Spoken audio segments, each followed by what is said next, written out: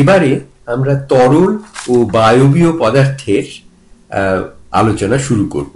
বেশ কয়েকটা ভিডিও ধরেই আমাদের এই আলোচনা করতে হবে, কারণ পদার্থবিদ্যায় এই ফ্লুইড বা তরল ও বায়বীয় পদার্থের আচার ব্যবহার খুবই প্রয়োজনীয় বিষয়। কঠিন পদার্থের অণু শৃঙ্খলাবদ্ধভাবে প্রায় অপরিবর্তিত অবস্থায় বহুদিন পর্যন্ত থাকতে পারে, মিলিয়ন বছর, এমনকি বহু মিলিয়ন বছর, এমনকি কয়েক বিলিয়ন বছর পর্যন্ত তারা থাকতে পারে যদি বিশাল কোনো পরিবর্তন না হয়। উত্তাপ বাড়িয়ে এই কঠিন পদার্থকে প্রথমে তরল এবং আরো বাড়ালে সেটা বায়বীয় অবস্থায় পৌঁছে যায়। যখন অণুদের মধ্যেকার সংযোগ অনেক শিথিল হয়ে যায় এবং তরল পদার্থ পাত্রের আকার ধারণ করে। একটা উদাহরণ নেওয়া যাক। ধরো একটা বেলুনের মধ্যে জল ভরে নেওয়া হয়েছে, জল একেবারে সম্পূর্ণ ভরে নেওয়া হয়েছে বেলুনটি, এবং এবারে তাকে যদি চাপ দিয়ে তার আকৃতি বা আকারটা বদল করা যায়, তাহলে জলও দেখা যাবে ঠিক তেমনি ভাবে আকৃতি নিয়েছে, ওই বেলুনের আকৃতি নিয়েছে। কিন্তু এই জলকে তার আয়তন কমানো যাবে না, সেই জন্য তাকে বলা হয়, এই তরল পদার্থকে বলা হয় ইনকম্প্রেসিবল, মানে যাকে আর চেপে ছোট করা যায় না। কিন্তু গ্যাসের ব্যাপারে তা কিন্তু নয়, গ্যাস হচ্ছে কম্প্রেসিবল, তাকে চেপে ছোট করা সহজই। যেমন এই বেলুনের মধ্যে যদি আমরা গ্যাস ভরে সেটাকে চাপ দিতাম, তাহলে দেখতাম যে আকারের সঙ্গে, আকৃতির সঙ্গে তো গ্যাস পরিবর্তিত হচ্ছেই, এমনকি চাপ বাড়ালে সেটির তার আয়তনও যাচ্ছে কমে, যদিও তার চাপ বাড়ছে, এবং একটা চাপ যখন বেশি হবে তখন বেলুনটি হয়তো ফেটে যাবে। আচ্ছা, এখন কাজেই এই লিকুইড এবং গ্যাস, মানে তরল এবং বায়বীয়দের মধ্যে যে পার্থক্যটা, সেটা আমরা এখনই যেটা বললাম সেটা এখানের মধ্যে একেবারে আলাদা করে দেখানো হচ্ছে, যে গ্যাস হচ্ছে কম্প্রেসিবল আর লিকুইড হচ্ছে ইনকম্প্রেসিবল। হ্যাঁ, আচ্ছা, আরেকটা ব্যাপার হচ্ছে যে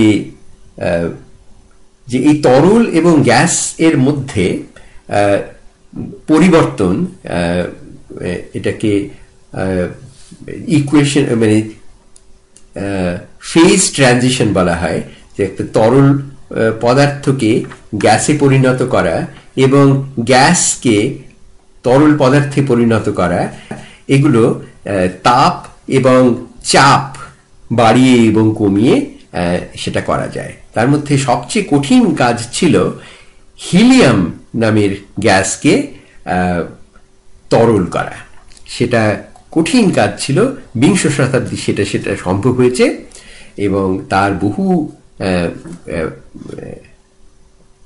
কাজ এই লিকুইড হিলিয়াম দিয়ে করা হয়।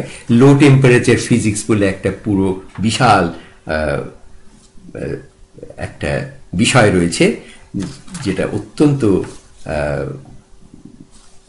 দরকারি। আচ্ছা, এবারে আমরা তরল পদার্থের দিকে মন দেই। প্রথমে তা একটা এই অদ্ভুত ধরনের পাত্র, যার ছবি দেখা যায় ফিজিক্সের পাঠ্যপুস্তকে, যে তার এরকম দুটো মুখ আছে, একটা ইউর মতন তার আকার, বাঁ দিকের ক্ষেত্রফলটা A1 যেটাকে বলা হয়েছে সেটা কিছুটা কম, এবং ডান দিকে যেটা A2 বলা হয়েছে তার ক্ষেত্রফলটা বেশি, এবং সেটা একটা এই নীলচে রঙের তরল পদার্থ দিয়ে ভরে রাখা হয়েছে। আর আচ্ছা, এবারে আমি একটা পিস্টন এর সাহায্যে বাঁ দিকে F1 বল প্রয়োগ করি। তাতে জলস্তম্ভের উচ্চতা, আমি যেহেতু নিচের দিকে চাপ দিচ্ছি সেজন্য জলস্তম্ভের উচ্চতা কমছে ধরো D1 মিটার। ফলে বাঁ দিকে জলের ওপরে পিস্টনের বল কাজ করছে, এবং কাজ মানে সেই ওয়ার্ক যাকে বলে আর কি, সেই যে এনার্জিটা আমি বা শক্তিটা আমি জলের মধ্যে দিচ্ছি সেটার পরিমাণ হচ্ছে F1D1, এবং এটাই হচ্ছে যে কাজটি জল বা শক্তিটি জলের মধ্যে নিয়োজিত করা হলো। আচ্ছা, তার জন্যে ডান দিকের পিস্টনটিকে ঠেলে, ডান দিকেও একটি পিস্টন আছে, সেটিকে ঠেলে জলস্তম্ভটি উঠবে D2 মিটার ধরা যাক। এটা অবশ্য ইন আর আউট দিয়ে এখানে লেখা হচ্ছে, 1 আর 2 এর বদলে কিছু আসে যায় না, তুমি ইন আউটও লিখতে পারো, 1 2ও লিখতে পারো, তাতে কিছু আসে যায় না। কিন্তু একটা জিনিস, হ্যাঁ, তাহলে এটা ধরো D2 বা D0 মিটার উঠেছে ডান দিকেরটা, এবং বড় পিস্টনটি অনুভব করবে F2 বা F0 পরিমাণ বল। শক্তি সংরক্ষণের সূত্র অনুসারে এই W1 আর W2 একই হতে হবে, এবং তার ফলে F1D1 সমান F2D2 হতে বাধ্য। অন্যদিকে জলের আয়তন যেহেতু অপরিবর্তিত থাকে, তাই বাঁদিকের জলস্তম্ভের আয়তনের কমতিটা হচ্ছে A1D1, কারণ D1টা হচ্ছে গভীরতা, A1 হচ্ছে তার ক্ষেত্রফল, কাজেই তার গুণফল হচ্ছে যে আয়তনের জলটিকে নামানো হয়েছে। আর ডান দিকের আয়তনের বাড়তির পরিমাণ হচ্ছে A2D2 অথবা A0D0। এবং জল যেহেতু সংকুচিত করা যায় না, তরল পদার্থ, যে কোনো তরল পদার্থই সংকুচিত করা যায় না, সেজন্য A1D1 সমান A2D2 হতেই হবে। সরি, হ্যাঁ, তাহলে এটা একটা খুব দরকারি জিনিস আমরা পেলাম।